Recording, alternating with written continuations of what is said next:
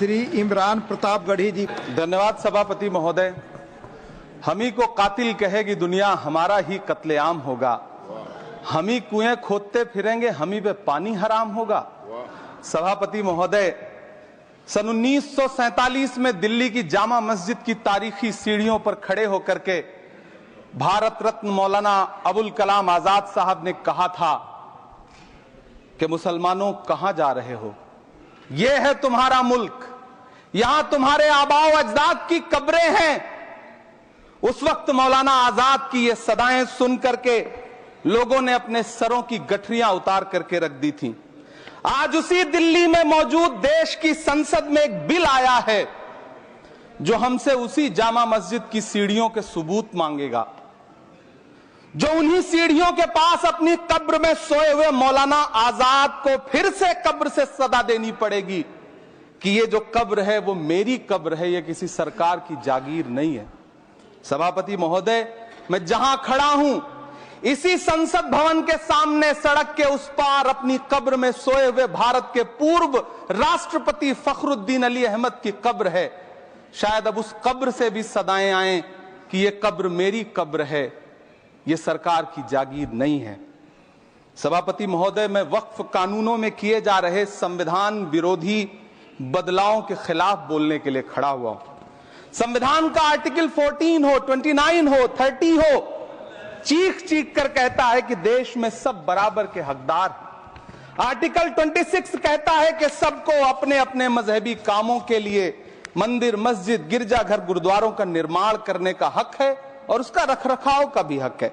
लेकिन डॉक्टर बाबा साहब अंबेडकर के संविधान को हर दिन कुचलने वाली ये सरकार देश के मुसलमानों से नफरत में इतनी अंधी हो गई है कि खुलेआम देश की संसद में देश सरकार के माइनॉरिटी मिनिस्टर साहब और होम मिनिस्टर साहब झूठ बोलते हैं और देश को गुमराह करते हैं, झूठ शब्द असत्य बोलते हैं। सरकार ने इस बिल का नाम उम्मीद रखा है। मंत्री जी कल से इसे देश के मुसलमानों के लिए नई उम्मीद बता रहे हैं। नहीं मंत्री जी, न तो यह बिल मुसलमानों के लिए नई उम्मीद है और न ही उम्मीद की नई किरण।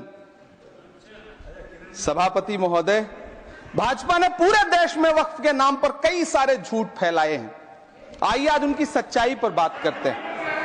वक्फ ट्रिब्यूनल को ऐसे बताया जाता है जैसे वक्फ ट्रिब्यूनल कोई मजहबी खाप पंचायत हो। सभापति महोदय, जबकि सच्चाई यह है कि वक्फ ट्रिब्यूनल भी तो सरकारी न्यायिक विभाग है जिसमें सरकार द्वारा नियुक्त जज होते हैं, जिसमें प्रशासनिक अधिकारी होते हैं, कहीं ऊपर से थोड़ी आ गए। सभापति महोदय, देश के गृह मंत्री जी ने इसी सदन में कहा कि वक्फ ट्रिब्यूनल के फैसले के खिलाफ कोई कोर्ट नहीं जा सकता, जबकि सच यह है कि वक्फ एक्ट 1995 की धारा 83(9) के तहत हाई कोर्ट वक्फ ट्रिब्यूनल के फैसले की न सिर्फ समीक्षा कर सकता है बल्कि उसे बदल भी सकता है। सच तो यह है कि वक्फ बोर्ड खुद अपनी जमीनों के लिए कई सारी कोर्ट में मुकदमे लड़ रहा है। सभापति महोदय, दिल्ली की जिन 123 संपत्तियों को लेकर कल माइनॉरिटी मिनिस्टर, होम मिनिस्टर साहब और अभी आदरणीय नेता सदन बात कर रहे थे, आइए उनकी सच्चाइयों पे भी बात करते हैं। 1911 में जब अंग्रेजी हुकूमत ने कोलकाता के बजाय दिल्ली को राजधानी बनाने का फैसला किया तो रायसीना हिल्स के चारों तरफ जो मुसलमानों की ढेर सारी जमीनें थी उनको एक्वायर किया गया और लुटियन को इसकी तामीर की जिम्मेदारी सौंपी गई। सेंट्रल विस्टा की तरह लुटियन जोन का मेगा प्लान तैयार हुआ, लेकिन उस वक्त के मुसलमानों ने उस वक्त की अंग्रेजी हुकूमत से अपनी इबादत गाहों को बचाने के लिए लड़ाई लड़ी। मामला ब्रिटिश गवर्नमेंट तक पहुंचा। तब यह तय हुआ कि वो जो धार्मिक स्थल हैं उन्हें जस का तस रहने दिया जाएगा। इंडिया गेट के बगल वाली मस्जिद हो, जाप्तागंज, सुनहरी बाग मस्जिद हो, पार्लियामेंट रोड वाली मस्जिद हो, ऐसी 123 संपत्तियों के मैनेजमेंट के लिए 1913 में मुसलमान वक्फ वैलिडेशन एक्ट बना और उसके बाद एक नया शहर बसाया गया जिसे लुटियंस जोन का नाम दिया गया। फिर 1943-45 के बीच एक और समझौता हुआ आजादी से पहले उसके तहत काफी सारी वक्फ जायदादों को सुन्नी मजलिस औकाफ बनाकर उसके अंडर किया गया ताकि उसकी देखरेख की जा सके। गृह मंत्री जी 2 दिन से सदन में जो बात कह रहे हैं वो दरअसल 123 संपत्तियां उसी सुन्नी मजलिस औकाफ के तहत आती है। सभापति महोदय, आजाद भारत आजाद हुआ।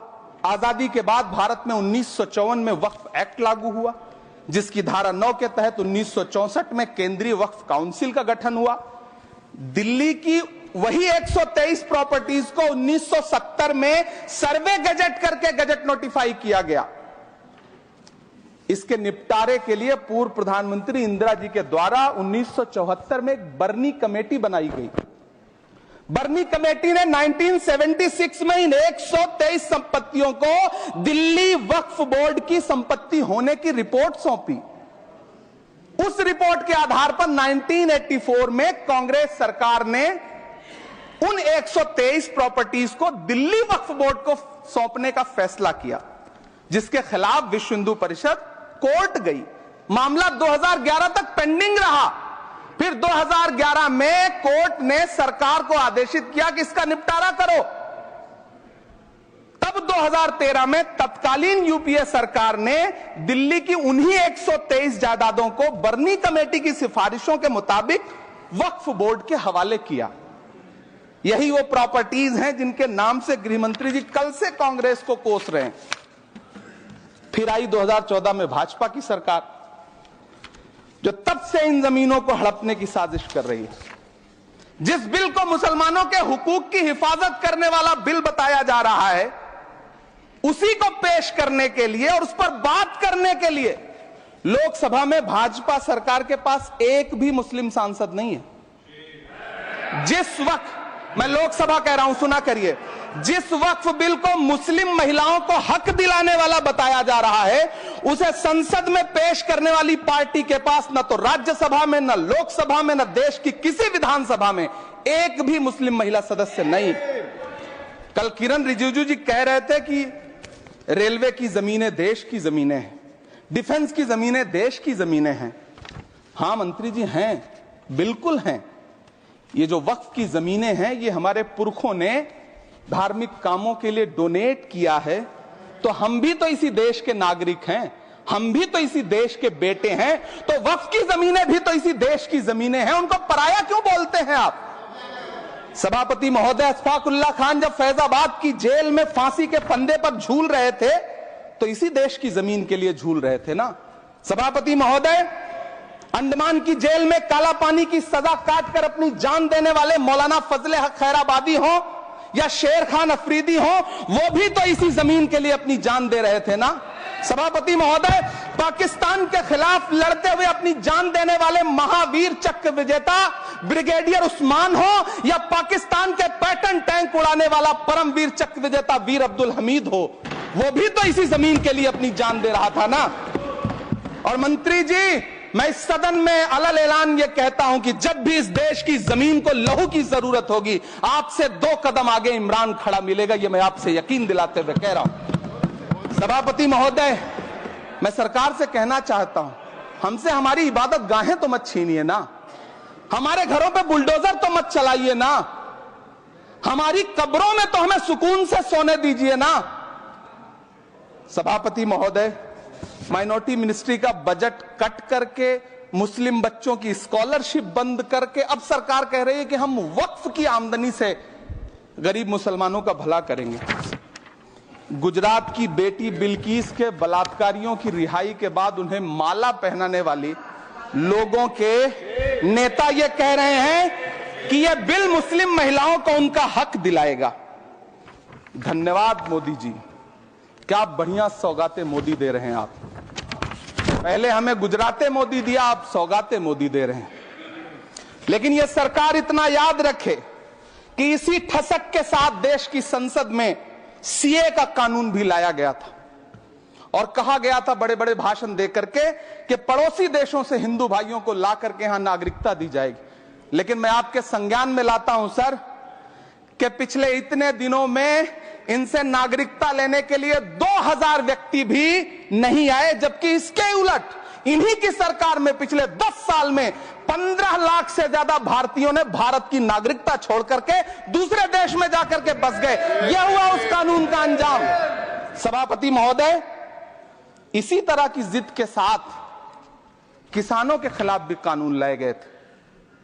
जिस तरह आज वक्फ के फायदे गिनाए जा रहे हैं, उसी तरह से किसानों को भी कृषि कानूनों के फायदे गिनाए गए थे। लेकिन अंजाम क्या हुआ?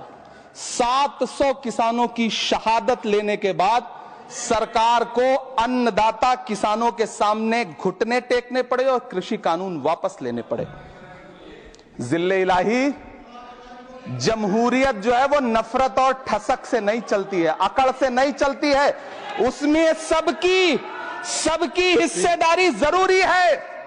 कल देश के माइनॉरिटी मिनिस्टर ने लोकसभा में खड़े होकर एक शेर सुनाया था कि मुझसे कोई बदगुमान न हो, तो मैं उन्हें एक शेर सुनाना चाहता हूं कि मैं आज जद पे हूं तो इतना खुशगुमान न हो, मैं आज जद पे हूं तो इतना खुशगुमान न हो, चराग सबके बुझेंगे हवा किसी की नहीं।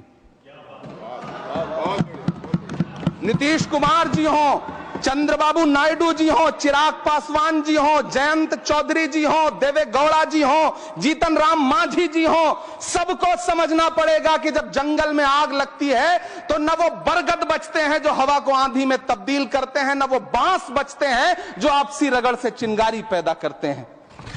सभापति महोदय, जब देश को मनमोहन सिंह साहब जैसा काबिल प्रधानमंत्री मिलता है तो देश को आरटीआई जैसा एक्ट मिलता है, सेज जैसा एक्ट मिलता है, मनरेगा जैसा एक्ट मिलता है, लिबरलाइजेशन मिलता है, राइट टू एजुकेशन मिलता है, नेशनल फूड सिक्योरिटी एक्ट मिलता है। लेकिन जब देश को सौगातें मोदी मिलती है तो क्या मिलता है? सीए मिलता है, फॉर्म्स लॉ मिलता है, आर्टिकल 370 मिलता है, इलेक्टोरल बॉन्ड जैसा एक्ट मिलता है और वक्फ अमेंडमेंट एक्ट जैसे बिल देश को मिलते हैं। मुझे तो अपने हमवतन भाइयों से पूछना है कि आपको अपने बच्चों की तरक्की, खुशहाली और नौकरी की दरकार है या फिर मुसलमानों की दान की गई जमीनों को लूटकर धन्ना सेठों को देने की साजिश करने वाले कानून की? सभापति महोदय, यह सरकार रात के 3 बजे तक पूरे देश को जगा करके संसद में अपने ही नागरिकों को नीचा दिखाने के लिए वक्फ बिल ला रही थी, तो उधर रात के 1:30 बजे अमेरिका हम पर 26% टैरिफ लगा रहा था। सरकार की प्राथमिकताएं देश को पता। सभापति महोदय, मैं बहुत भावुक हूं आज, और मुझे अच्छा लगा कि आदरणीय नेता सदन जगत प्रकाश नड्डा जी ने बहुत अच्छी बातें भी की, मन से बातें की। क्योंकि उनके नाम में प्रकाश जुड़ा है तो मैं उनमें हमेशा एक रोशनी की किरण देखता हूं। मैं उनके सामने बहुत अदब से यह बात कहना चाहता हूं कि चरागों के सफर में दबदबा हो आंधियों का तो फिर अंजाम जुल्मत के सिवा कुछ भी नहीं होगा। यह दुनिया नफरतों के आखिरी स्टेज पर है, इलाज इसका मोहब्बत के सिवा कुछ भी नहीं होगा। मैं भावुक हूं, मेरी पलकें गीली हैं। अगर देश की एक बहुत बड़ी आबादी को लगता है कि आप उसका भला करने के लिए नहीं बल्कि उनकी इबादतगाहों, उनकी कब्रिस्तानों, उनकी खानकाहों को बर्बाद करने का बिल ला रहे हैं, तो फिर आप अगर समझाने में नाकामयाब रहे हैं तो यह आपकी नाकामयाबी है। पहले समझाइए, उसके बाद कोई बिल लेकर के आइए, तब शायद हम आपका इतनी पुरजोर तरीके से विरोध ना करें। लेकिन सभापति महोदय, मैं अंत में सिर्फ इतना कहना चाहता हूं कि इस बिल में जो भी पॉइंट्स दिए गए हैं, बॉम्सी पोर्टल देख लीजिए, सरकार का झूठ आपको पकड़ में आ जाएगा। हम डरे नहीं हैं, हम सिर्फ सरकार से अपील कर रहे हैं कि हमें अपना समझिए। हम आपके अपने हैं, इस देश के नागरिक हैं और आप ताकत में हैं। संख्या बल के आधार पर बिल हो सकता है आप पास करा लें, लेकिन आपको यह बात समझनी पड़ेगी कि हम तो वो तारीख हैं, जहनों में रहना है जिसे कागजी पुर्जे नहीं जो फाड़ डाले जाएंगे। जिस जमीन पर मैं खड़ा हूं यह मेरी पहचान है। आप आंधी हैं तो क्या मुझको उड़ा ले जाएंगे? आपको यह बात समझनी पड़ेगी। आपको अगर इतना विपक्ष की तरफ से पहले जेपीसी में इतने सारे पॉइंट्स आए और उसके बाद कल से लोकसभा में और राज्यसभा में सुझाव आप सुनने को तैयार नहीं है, लोगों की शंका को दूर करने के बारे में आप बिल्कुल सोच नहीं रहे, बस आप कह रहे हैं यह बिल उम्मीद की नई किरण है। नहीं साहब, इसे भले किरण जी लेके आए हैं, लेकिन ये उम्मीद की नहीं बल्कि नाउम्मीदी की किरण है। और इस देश की एक बहुत बड़ी आबादी इस बात से खदशे में है, शक में है कि आप सीधे उनकी जमीनों को लूट करके धन्ना सेठों को बेचना चाहते हैं। मेरी अब भी आपसे अपील है कि इस बिल को वापस लीजिए। यह बिल कहीं से आपके अपने नागरिकों के लिए अच्छा नहीं है। यह बिल सिर्फ इस देश के मुसलमानों को नीचा दिखाने का और अपने एक ऐसे मतदाता वर्ग को खुश करने का बिल है जिनको इस बिल के पास हो जाने से कुछ मिलेगा भी नहीं, लेकिन आप एक नैरेटिव देना चाहते हैं, एक मैसेज देना चाहते हैं। मेरी आपसे अपील है कि कृपया ये जो सबका साथ सबका विकास का नारा है, इस नारे को रत्ती भर तो चरित्रार्थ कर दीजिए। बहुत बहुत धन्यवाद।